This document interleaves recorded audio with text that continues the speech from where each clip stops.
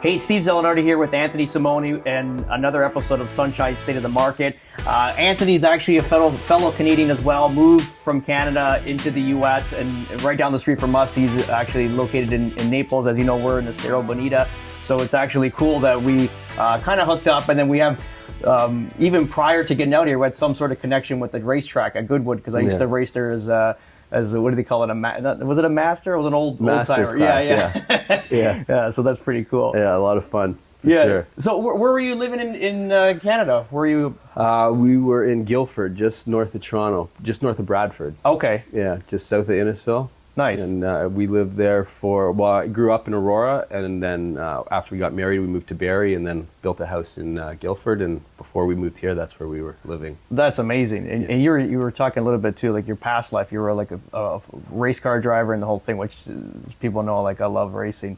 It's pretty cool. Yeah, I did racing my whole life. Started in go-karts, raced cars, raced all kinds of different formula cars.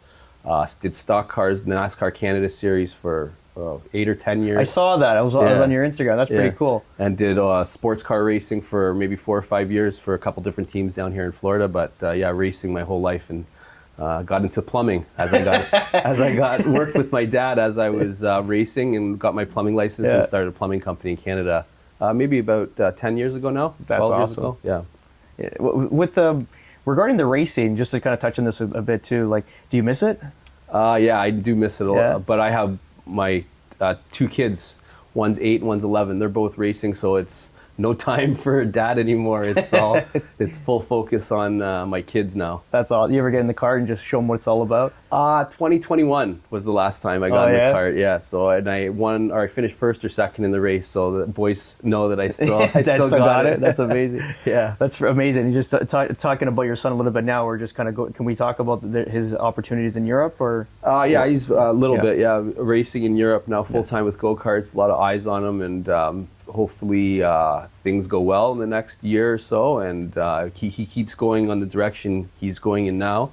Things are looking good for him, but we are praying every day and training every day, and he's on the track all the time. He's got great people around him that have good connections in the racing world, and so we've been pushing hard for it, and he's been pushing hard for it. He wants it really bad, so that's amazing. I think if he keeps his focus and doing what he's doing, so exciting. Yeah. It's hilarious because you ran a race team in Goodwood as well, right? Yeah. What was your race team called again? New Speed Motorsports. Okay, so that's the guy they kick our asses all the time. Was it Cody? What was it? Caden? Caden, yeah. So I was in that league. He had the Rock VLR. Yeah. And that, I remember the sticker. I'm like, fuck, I can't. The setup. He's a good, karter as well, a good driver. Yeah. But god damn it, that car, you couldn't catch him. Yeah, he was a fast kid. Now he's doing cars too in Canada. He's doing really well with it. Yeah. So yeah. That's amazing. So it's just like, that was at the top of our league. I remember he would kill everybody. Even like number 2, he was, like 5 or 6 seconds ahead sometimes, right? Yeah. Good kid, good family. Yeah. The dad was a great guy. Yeah. So you were saying you were doing the plumbing up north, and you had a successful business. I think what a lot of people don't understand is that we've given up a lot, like yourself. Like you had a successful business, your family, everybody there, and then you made the turn to shift into the United States to. I would imagine for the same opportunities for yourself that you had for your kids to give them a better life going forward. Exactly. Mostly for the kids, for our kids moving forward in life. We figured here was the best thing for them. But yeah, I did. I had a plumbing business in Canada, just myself and one plumber, one helper, and me. I had one truck, and over 7 years, I guess, I grew the business to about 18 plumbers and about 12 trucks. And then the pandemic hit, and one day we could work, one day we couldn't work. They shut down high rise, they opened high rise, they shut down houses. So it was before they did the lockdown in December 2020, we came to Florida. And when they renewed the first lockdown for 30 days, we called a lawyer and said, how do we move here? That's amazing. Got the ball rolling to figure out how to get here. The kids were in school here when we came down here in December. There was no school in Canada. My wife was a teacher. They had to do everything virtually, and it was just, my kids were young. They were, just in kindergarten. Well, to get a kid to sit in front of it's tough. It was really hard. So. I still have PTSD with that. I know. There's a period of that time. It's just, it's almost like, we're free souls. Like I like to live like just, like free, and it was just, I remember that just being locked down and watching our kids. It broke my heart. My daughter, she's a competitive dancer, and you know, in some stupid Zoom, and then our whole dance squad. It looks so dystopian, you know. My son was in karate at the time too. It was just horrible to watch all this, and then our lives just get torn apart. And it's amazing that you saw this like early on. It took me a year or two to kind of like make the process as well. But you guys saw it early on, and you shifted gears. Yeah, when we first did the lockdown, once they said another 30 days, and because that's all they kept doing was 30 days, 30 days. Yeah. We knew that, and when we couldn't work, when they basically shut down some of our job sites, I was on maybe 4 high-rise hotel buildings, and we had to stop working. I was at that point. I was like, "What are we doing here? I have to get out of here. I have to figure out a way where I can go somewhere where we can still make a living." And for us, we already had a house in Florida that we came to for vacations, right around the corner from my parents' house because they stayed 6 months here. So with us already having the real estate here, and we were already here, the next logical step was to call a lawyer and figure out how to move here legally, obviously. And we got the ball rolling in, I think it was January 2022, and we had our visa by September of that year. We went back to Canada for our interview in September 2022, and we were good to go. We were like 1 month apart. Because I filed basically mid-Feb, and then we actually moved down physically October of 22. So same year, like we were like month. Because I remember when we were at Goodwood Cartways, I was talking to one of the DeLales, and he was saying, he goes, "So you're moving where?" I go, "Near Naples." Like we have another, race group here, race team that's actually moving down as well. He's own a plumbing company. I'm like, "Oh, that's amazing." So it's funny how we're here now. Like it's literally probably like 3 years later, 3.5 years later. Yeah. No, best decision we ever made in our life. At the beginning, obviously we were didn't really know a lot. It's obviously you're scared a little bit. It's a big taking your whole family to another country. But now that we've been here, everything here has been amazing for us, for the family, for the kids, the education, the taxes. Just being able to, in the pandemic, just to basically do what you want. Like if you felt scared and you wanted to stay inside and wear a mask, you did that. And if you didn't, you didn't. It wasn't government forcing you to do things that maybe you didn't want to do, or you needed a vaccine to go into stores, and it was nothing like that here. So as soon as we came here, a lot of people thought we were crazy at the time because of the pandemic and stuff. But once we got here and realized that it wasn't what everybody on the media was saying in Canada, right away we knew that this was where we had to. That's what I had to ask you. So it took me, again, we had no intentions on moving. We were started looking at investing in properties in Florida at the end of 2021, and then we bought our first property Feb 1st, and then we filed for Feb 17th around the trucker, that display and all that stuff that was happening. We're like, we're out. But so you saw this early on. Like you saw, as soon as the lockdown came, you flew down.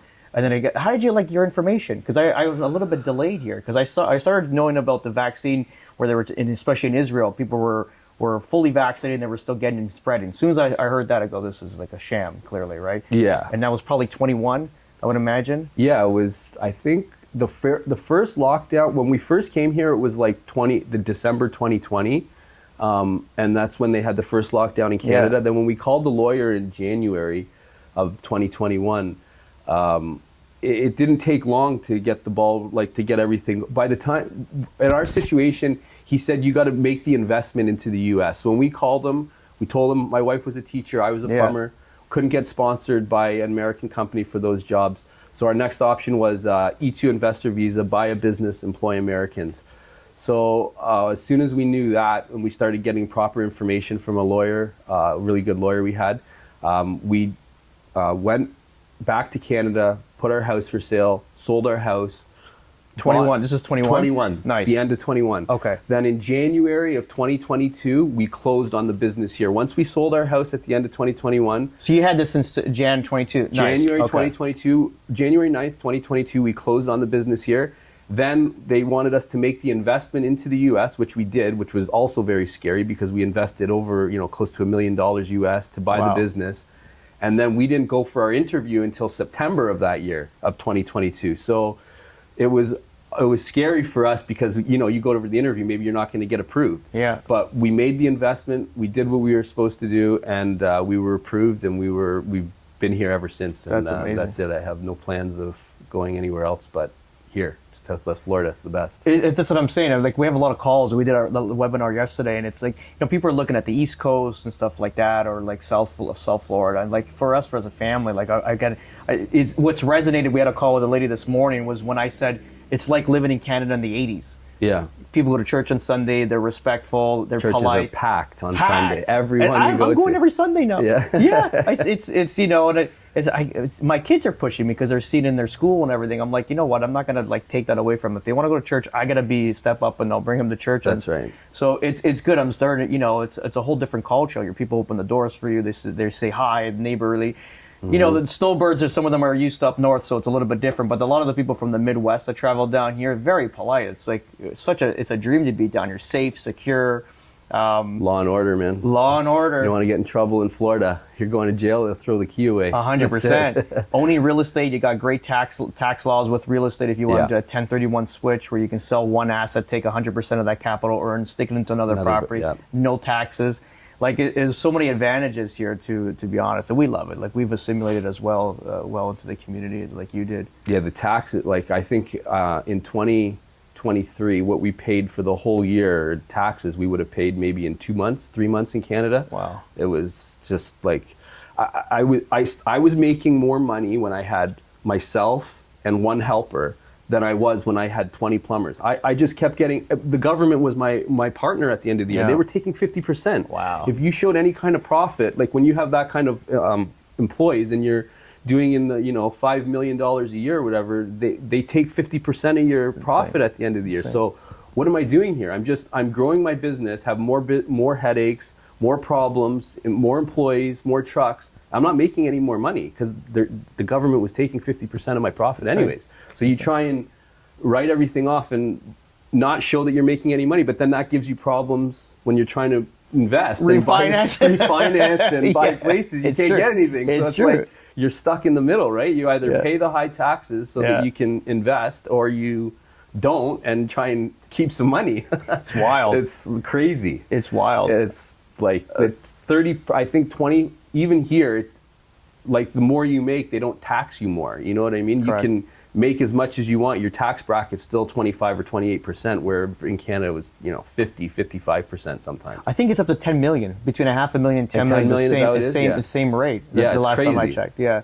In Canada, I can't remember, but it just kept going up. 53.4%, like the highest tax bracket. It's crazy. I think that's over 250, if I'm not mistaken. Yeah. Which is wild. I know. It's so for us personally, and what we were doing, and my family, this was the best. Did you have any family move down with you, or just yourselves? No, just my parents are snowbirds, so they stay 6 months of the year in Venice, just north of here. Yeah. And my wife's parents, we bring them down every year at Christmas. Nice. And then whenever they want to come, they come down. Right now, actually, my wife and my kids are visiting family in Canada, but I stay here and make sure we got bring money in. That's a thing. Yeah. And now, so this is your new company. This is Posh Plumbing. Yeah. What do you specialize now in? So we do basically Posh. The Posh Plumber does everything. We do service, we do residential, we do commercial, we do industrial. Nice. Currently have doing 41 condos here in Naples, brand new build. Beautiful. We just started. We're doing Salt Leaf and Estero. I saw that. Yeah. That's another big project. That's right beside the Ritz-Carlton on the water there. Yeah. And we're working on some other really big deals.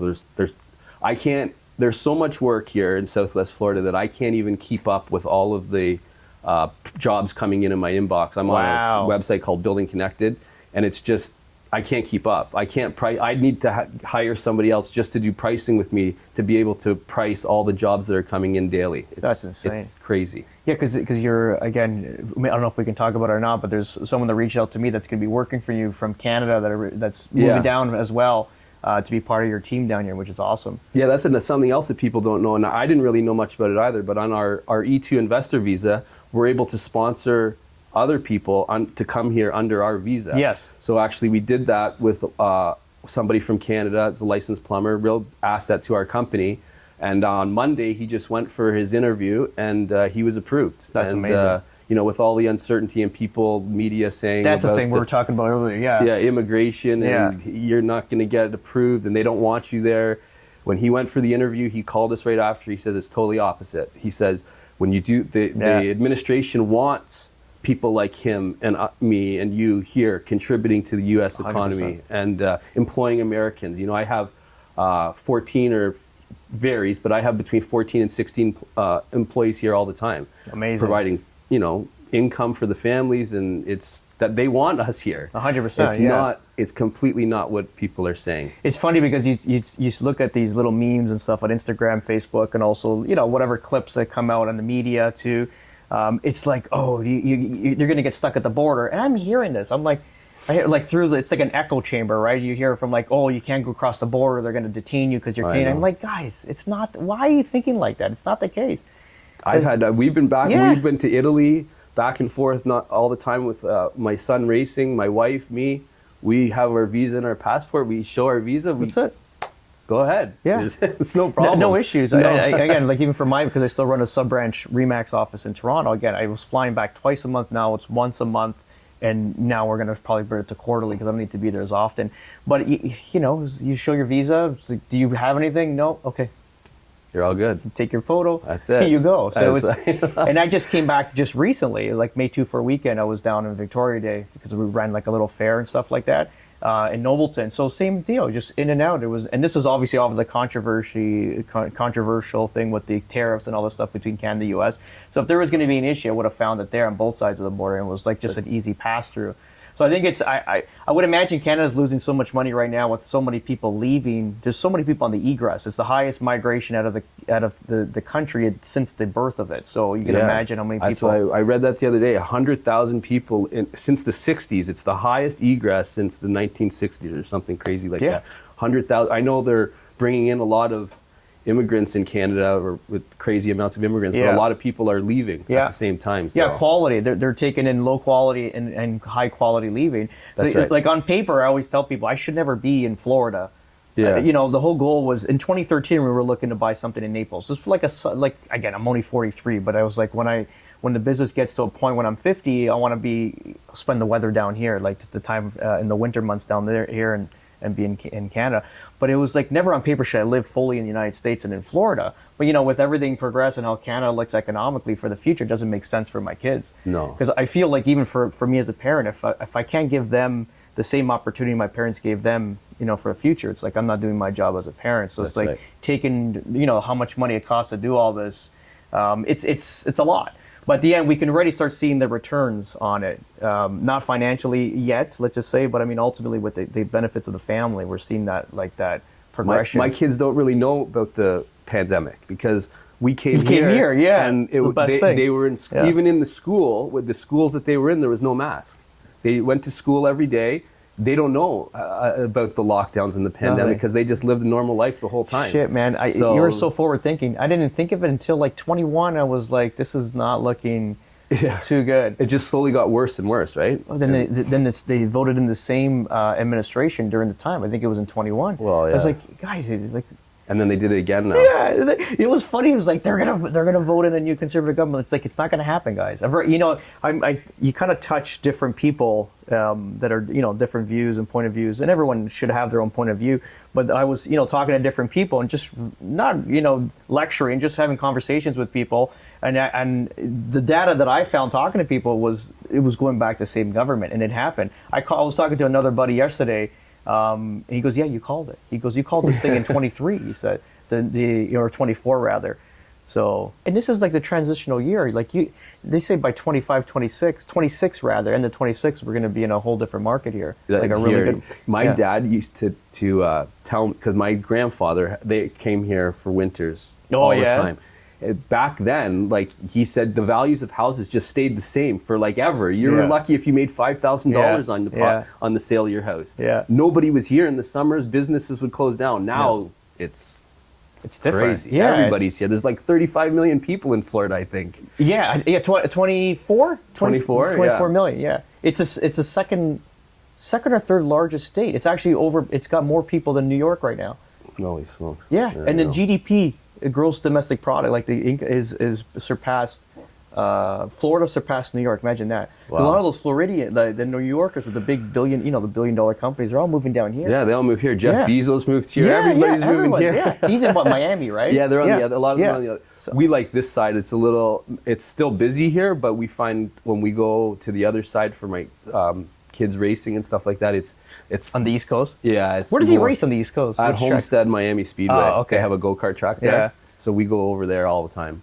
But it's a little more busy and a little more, fast-paced than here in Naples. This is chilled. Yeah. But I'm trying to find a track here just to practice laps. I brought my car, my Rock VLR car. Oh, you did? Master. But I don't know where. I know there's a place in Tampa. I'd like to just go for the day, right? Yeah, Palmetto. T4 Kartplex is the closest one. Is that where, in Tampa? It's just south of Tampa, Okay. and then Homestead. They're both about 2 hours away. They need a track here in Naples. Be great, for the kids, something to do. Yeah, yeah. No, I think it'd be fantastic. Like even for me, just to go on the weekends, it'd be nice just to kind of just rip it. It's almost like we go to the shooting range now. It's the same idea where you're not thinking about business or anything. You're just kind of focused on. That's right. On the speed. Have a good time. I love it. Yeah. Just a quick thing, even with lifestyle, the difference, because obviously we're both born in Canada and then we moved to Florida. What do you see the difference? Like mental, physical, like? I find here having a lot of employees and stuff, they're very respectful and they work very hard.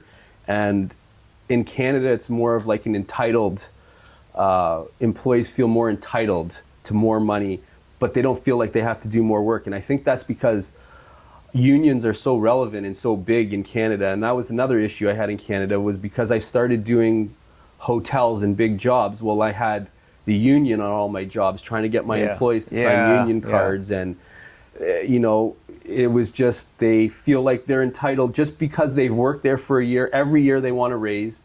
Doesn't matter what. Have you done more?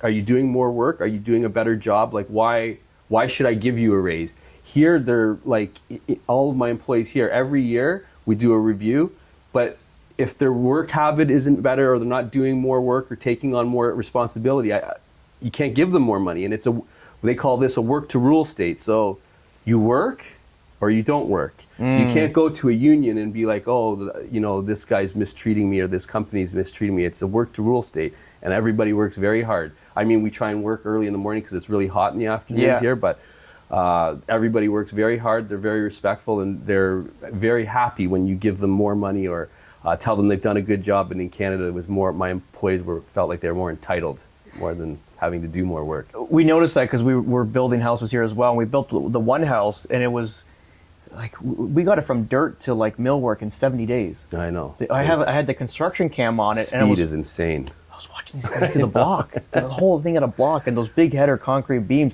They picked up the beam because there's a 3-car garage, so the double car, that's going to be 22 feet long, this concrete beam. 15 guys picked this thing up on their shoulders, and it looked like a cartoon. I was watching I go, someone's going to die. They're going around plywood and this whole thing, but it was so... Like they've done it a few times. They've done it a few times. I was like, wow. It was like every time, because I have my business partner Mike in Toronto. I was like, look at this. Are you watching the cam? This is insane. Yeah. And it's like you said, they just work. And then you go in. There's deficiencies and stuff like that. They'll correct it. We were no. If something needed to be changed, they came and we had an issue with some of these things. They came back. They ripped up the floor a little bit, moved pipes and shit, like plumbing stuff. Yeah. We got to talk about that too. Maybe in the next project.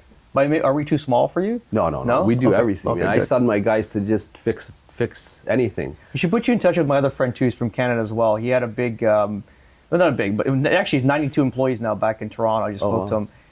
So he's an electrical contractor, but he's out here doing some jobs with Lennar doing the electrical work as well. Yeah. I should introduce you to him. Yeah. Good guy. Yeah. He moved the same time. We did it the same time. We lived. He lives here too now? Yeah, he's in the same community as me in Verdana. Okay. But we lived like 3 doors down in Nobleton, and he moved down as well. But it'd be good contact for you too. You never know, because he's on the bigger side of that as well. I have another Canadian friend here, John Smith, he owns the mini golf here in Naples, and he owns some buildings here. And he left Canada also. He's down here full time now. Really? Yeah.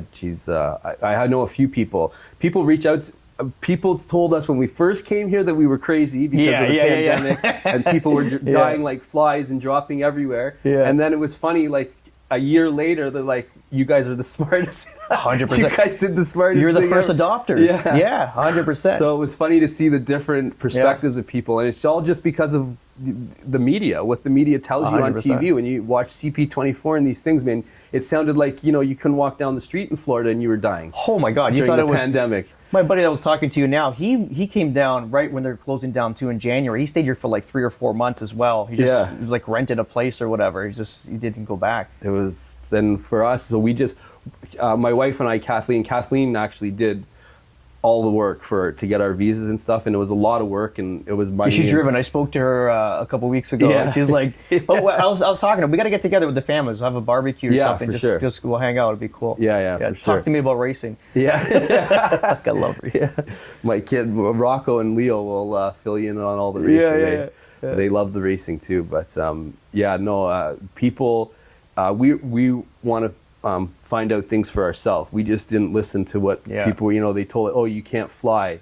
The day we left was the day that they said that they weren't recommending people leave the country anymore. And then while we were here, Trudeau was saying, oh, everybody abroad got to come home. Yeah. Why? We came here to see what it was like firsthand for ourselves, and it wasn't anything like what people were saying in Canada. It's insane. It was the best thing we ever did. It was by far the best thing we ever did. Well, Trent is like a born and raised Floridian, so he's hearing like, how many conversations do I have a day now? People calling, but it's been the last, like, you've been with me for a year now, but it's like it's nonstop, and it's like they thought I was a nutbag. Yeah, I remember with the my daughter's competitive her dance studio, they thought we were nuts. Where do you go? Where? They thought we were a bunch of hillbillies. It's like, guys, we have the highest concentration of billionaires in America down the road from us. We're not going to be shooting guns.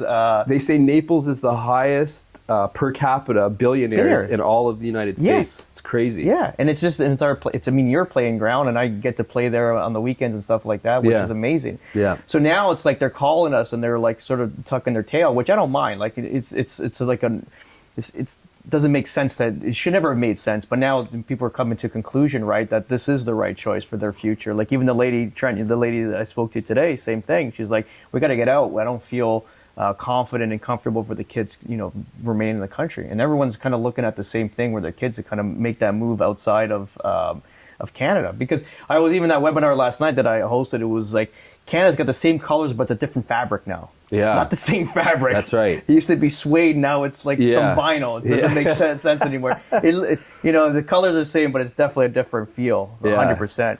And that's what we're finding. Kathleen's home in Canada right now visiting, and she called me and said same sort of thing. It's like it's not the same. It's like everybody. She goes to the gym. People don't say hi. Like she goes to the gym a lot in Italy too, and she goes to the gym a lot here, and it's not the same. Everybody seems like they're not happy. Yeah, muso lungo. Yeah. Long face. Not happy. Yeah. It's been a little bit cold up there, so. She can't wait to get back. 100%. Even just I go to the gym there as well when I'm down, and it's like so.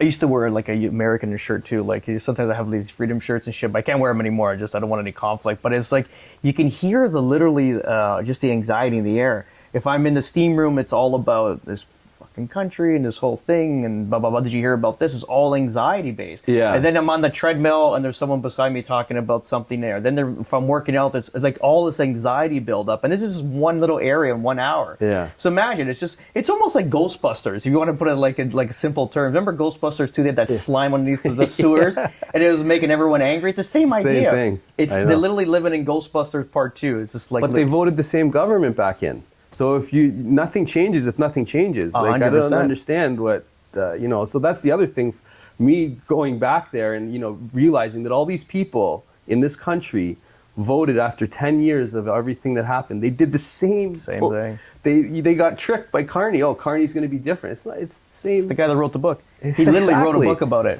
I talk to people when my son races in Italy full time, and there's a lot of people from the UK. Well, I guess he was the governor or the bank guy. England, Bank of England. The stories they say this guy destroyed the Bank of England for the time that he was there. Some of the stuff that he did, and even I watched an interview of, I can't remember, it wasn't the Prime Minister, maybe it was the the mayor of whatever one of the towns, or London, the biggest town, she said it was a disaster, some of his policies, and it just made everything really bad there. So now he's in Canada. He's in charge, and it's the same thing with us. Like, it's definitely not a place for us anymore. No. And if I was talking to another gentleman, I had like 3 calls this morning. Just everyone's selling investments, selling properties. Everyone's getting the hell out. And like, we'll talk about how many people moved to my community from like our neck of the woods. Like we have like maybe 10 families out that way. Wow. It's like it's and calls. I'm like their portal. I'm a real estate agent. Like I sell real estate and investments and build, but I'm also like their,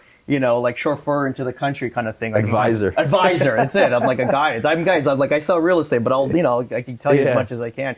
But even talking to some of these people regarding just I lost train of thought there. But anyway, but even like,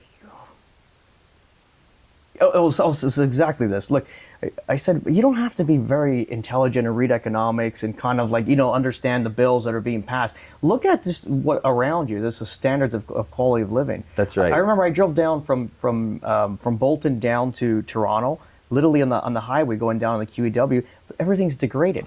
There's weeds growing out of the side of the highway. It looked like dystopian. It looked like RoboCop. Here, everything's spotless. Not even a cigarette butt. No, not even weeds on the highway. Like Nothing. Everything is spotless. All the roads, everything is clean, landscaped perfectly. Sprinklers all the time. Like you get up in the morning, it's sunny. You go to bed at night, it's sunny. Like you can't. It's green all the time. It's green, yeah. In 6 months of the year in Canada, I was depressed. If I didn't go snowmobiling in the winter, I would have went crazy. Absolutely. Everything's gray. It's dark all the time. You go to work in the morning, it's dark. At 4 o'clock in the afternoon, it's dark. Yeah.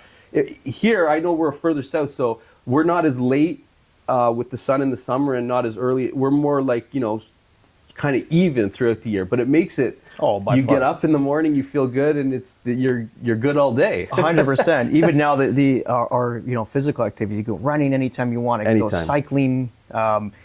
Take a car out. I got a little convertible Alpha, like a little Quattrofolio, like an '89. I can take that out anytime I want. The 911, take it out anytime I want. It's just feels good. You're always in momentum of feeling good, which is great. We came, obviously in Toronto, we always like sacrificed everything, and it feels like we've been too like, capricious out here or whatever it is, like just being too much. But no, that's the quality of living here. You're gonna go golfing on a Friday. You can't beat it. No, it's amazing. You can't beat the quality of living here. And not only that, like I always tell people, it's not like we've stopped working. My life is 10 times more complicated now with trying to run multiple businesses and build everything simultaneously, and all the amount of the money spent on everything. I should be more stressed, but I'm not.